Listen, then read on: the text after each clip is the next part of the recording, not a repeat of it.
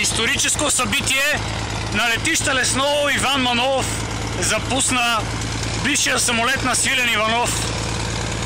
Пит СС-2Б регистрация Лима Зулу Алфа Индия Ромео. Това трябва да се види. Самолет, който не е пален сумата тия време, как запусна като пич.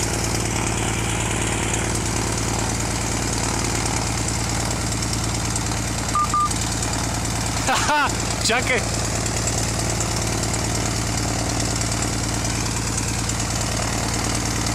Това, сигурно се чудите, що толкова се радвам като малко дете. Истината е, че този самолет е отебан от суматия време и никой никакво внимание не му е обръщал. Ванката в момента се качи за първи път през живота си в този самолет. Ама за първи... чакай,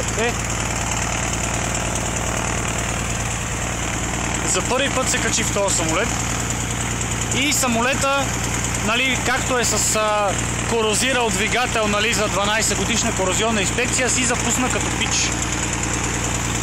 Само малко изповтява в началото.